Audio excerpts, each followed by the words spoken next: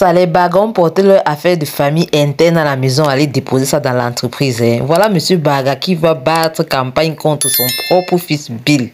Monsieur Baga reste le matin comme ça, là, un de ses amis l'appelle, collègue, ami, actionnaire d'entreprise. En tout cas, c'était Monsieur Camden l'appelle pour lui dire que mon ami, j'apprends quoi là? Il dit mais quoi? Qu'est-ce qui se passe? Il dit qu'on a vidé le compte, un des comptes de l'entreprise. Il se pourrait que ce soit Bill qui l'ait fait. Complètement vidé à ras. Et le gars dit, mais comment ça? Il lui explique donc, ah, comme je te dis là, n'est-ce pas? Monsieur Bagarès, comme ça, il réfléchit, il dit que, mais je vais faire comme il appelle sa femme. Il demande que, ouais, voilà une situation, je sais qu'on est en froid, ceci, cela, mais vraiment, je veux que tu parles à ton fils Bill parce qu'il est en train, avec les problèmes qu'on a ici à la maison, il est en train de causer déjà d'autres problèmes à l'entreprise avec, il a vidé son compte. Bref, avant de dire qu'il a vidé son compte, là, comme ça, la mère était seulement là que tu veux quoi? Tu veux que j'étais dans quoi, là? Il explique donc jusqu'à lui dire que, voilà, Bill qui est en train de faire n'importe quoi, il vide le compte de l'entreprise, ça peut créer des sérieux problèmes à l'entreprise. Elle a dit que ça ne l'intéresse pas. Elle s'en fout. S'il veut faire de l'entreprise là ce qu'il veut. Elle s'en fout royalement. Monsieur Baga digère, il porte ses pieds donc calmement, il va chez Passé. Il dit que bon, je vais parler à Passé. Au moins si Bill fait comme ça, là, il faut que je retrouve comment remplacer Bill là-bas, à la tête de l'entreprise. Il pense donc à Passy. Il a eu chez Passy, il pose le bruit, il commence déjà, il veut amadouer là. Oh, je m'excuse, je sais que tu es fâché, patati patata, mais voilà, voici la situation. Il explique les mêmes choses par rapport à Bill et tout. Il dit que, mais qu'est-ce que tu crois? C'est normal, tu t'attendais à quoi? Voilà, ça me dit, bon, de toute façon, trouve une autre solution, mais ne compte pas sur moi. Moi, je n'ai pas l'intention de travailler, moi, en entreprise. Moi, j'ai déjà mes affaires que je gère et c'est bon là, quoi. Père a tout fait insister, elle a dit netto, ça ne la concerne pas.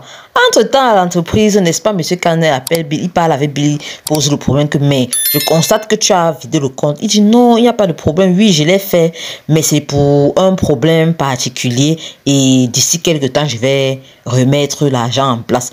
Il dit, ok, c'est bien comme tu vas remettre, mais l'action que tu as posée là n'est pas bien du tout. On ne travaille pas comme ça en entreprise. Donc, du coup, là, je vais convoquer une réunion afin de mettre les choses au point pour qu'on voit comment résoudre ce genre de problème. Le gars convoque lui sa réunion, il n'appelle même pas monsieur Baga, lui tranquille. Il y a seulement là les Alice, le mari d'Alice, et Bill.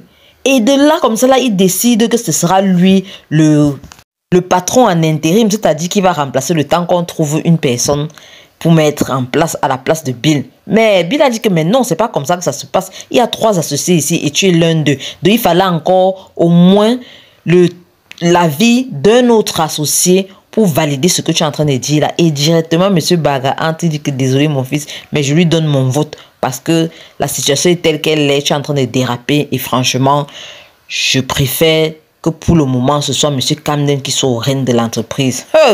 Erreur, parce que monsieur Camden là, il a l'air très suspect.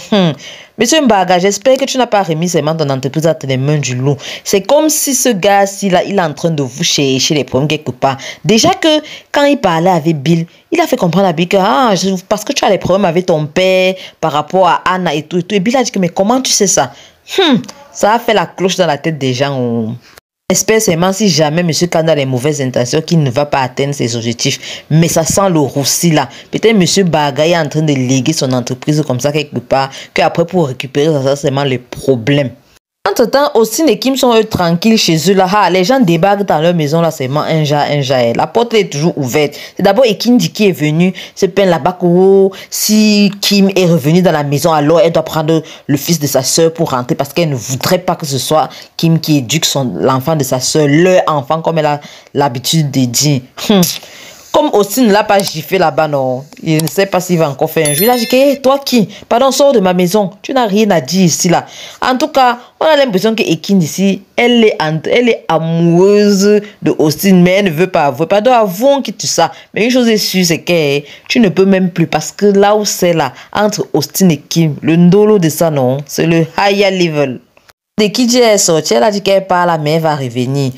Quelques minutes, quelques temps après encore, voilà, c'est aussi Paul qui débarque à la maison. toi là, je veux mon fils, commence à parler, je veux mon fils. On dit que sors de la maison, tu es en violation de domicile, mon cher. Sors de chez nous. Il dit qu'il ne sort pas sans son fils. Ah, c'est les coups que vous voulez voir. On dirait que Austin a fait la formation musculaire parce qu'apparemment dans les saisons précédentes, c'est lui qu'on tapait partout là. Les coups qu'il a donnés à pour les minces. Je crois que même un arbre, ça pouvait déraciner. Le gars est tombé, ses mains là avec le choc jusqu'à ce que même qui me vient demander que hey, il est mort, il est un peu touché comme ça là. Il a dit que s'il ne veut pas qu'il reste là au sol là, s'il s'amuse, mais il m'avait prendre la machette pour aller le découper. C'est Austin qui dit c'est dès que le gars entend machette découpée, ah mouf, de toute façon il s'est levé du sol là, il a détalé non.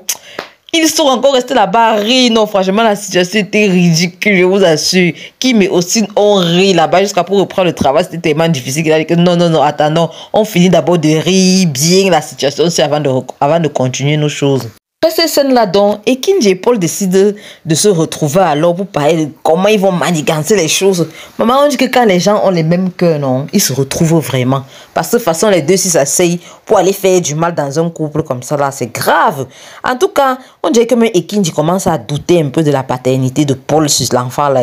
Elle est en train de douter parce qu'elle est en train de faire le remembering. Genre, elle se rappelait quand elle était entrée dans la chambre de Kim pour faire le test ou c'était à quel moment là-haut. Et que ça ne coïncidait pas. C'est comme si les trucs qu'elle avait pris pour aller faire le test, c'était des trucs plutôt d'Austin.